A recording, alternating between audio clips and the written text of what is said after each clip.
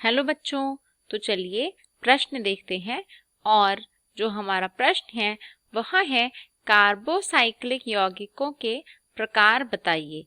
ठीक है, तो यहाँ पर हम सबसे पहले इस प्रश्न को हल करेंगे और इस प्रश्न की जो मुख्य अवधारणा है वो यहाँ पर नोट कर लेंगे।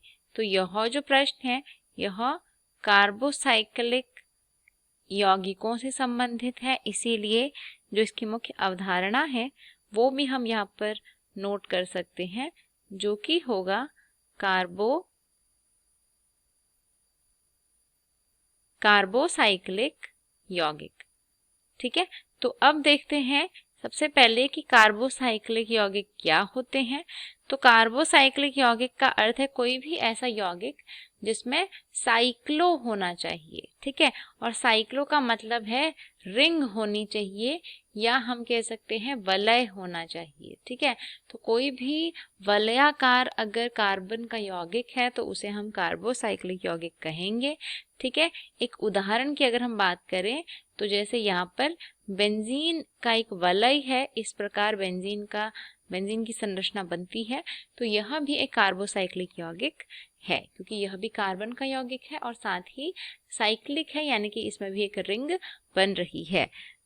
अब अगर बात करें तो प्रश्न में हमसे पूछा गया है कि कार्बोसाइक्लिक यौगिक कितने प्रकार के होते हैं। ठीक है, तो अगर हम कार्बोसाइक्लिक यौगिकों का क्लासिफिकेशन करें तो यह जो होता है मुख्य रूप से 3 प्रकार के होते हैं। ठीक है, जिसमें सबसे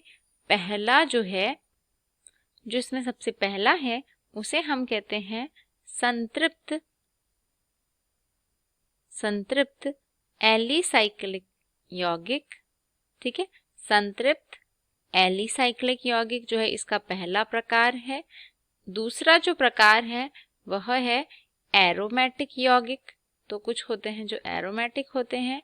और इसका जो तीसरा प्रकार है वह है असंतृप्त एलिसाइक्लिक यौगिक। ठीक है, अब हम समझेंगे कि ये जो तीनों प्रकार के यौगिक हमने यहाँ पर लिखे हैं ये क्या होते हैं और उदाहरण के साथ इनको समझेंगे। तो संतृप्त का अर्थ है ऐसे सभी तत्व जिसमें सिर्फ सिंगल बॉन्ड्स होंगे, कोई डबल या ट्रिपल बॉन्ड नहीं होगा, कोई द्विआबंध और त्रिआबंध नहीं होगा, उसे हम कहते हैं संतृप्त यौगिक। और अगर एलिसाइक्लिक टर्म जो लिखा हुआ है इसका अर्थ है कि उसमें वलय होनी चाहिए।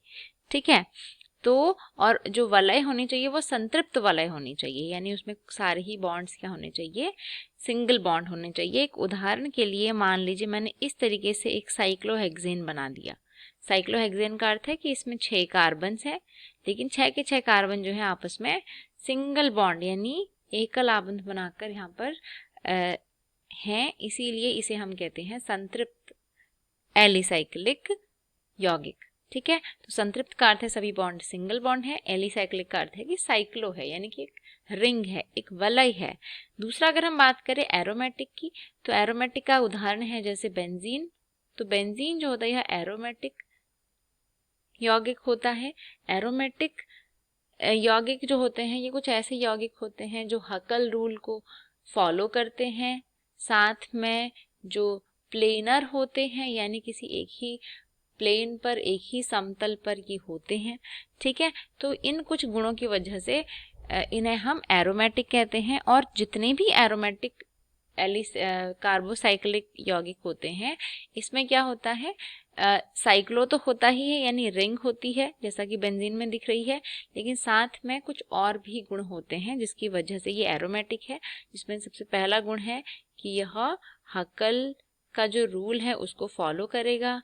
दूसरा है एक ही प्लेन पर रहेगा, एक ही तल पर रहेगा। और तीसरा है कि इसमें वलय होनी चाहिए, रिंग होनी चाहिए। ठीक है, तो इस प्रकार कुछ गुणों का यह पालन करता है, इसकी वजह से यह एरोमेटिक कहलाता है। तीसरा है असंतृप्त एलिसाइक्लिक यौगिक। असंतृप्त का अर्थ है कि ऐसे साइक्लिक यौगिक जो कि एरोमेटिक भी नहीं होंगे लेकिन संतृप्त भी नहीं होंगे। ठीक है, इसमें क्या होगा, डबल बॉन्ड या फिर ट्रिपल बॉन्ड होंगे। ठीक है।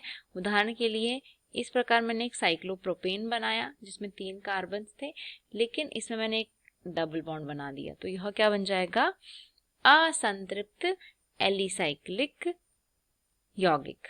ठीक है। अब अगर हम एरोमेटिक की बात करें तो एरोमेटिक में हमने बात किया था हक्कल रूल को फॉलो करना चाहिए, समतल होना चाहिए, वलय होनी चाहिए। साथ में इसमें एक और चीज है कि डबल बॉन्ड जो है, ठीक है, ये एकांतर रूप से होने चाहिए। एकांतर का अर्थ है कि एक सिंगल बॉन्ड फिर एक डबल बॉन्ड फिर एक सिंगल बॉन्ड फिर एक डबल बॉन्ड, ये एरोमेटिक का गुण होता है। तो हमसे इसके यौगिकों के प्रकार पूछे थे, तो मुख्य रूप से इसके 3 प्रकार हैं, संतृप्त, असंतृप्त और एरोमेटिक एलिसाइक्लिक एरोमेटिक यौगिक। ठीक है, संतृप्त और असंतृप्त एलिसाइक्लिक और एरोमेटिक यौगिक। तो सही जो उत्तर होगा इस प्रश्न का वह हो जाएगा कि इसके मुख्य रूप से 3 प्रकार होते हैं।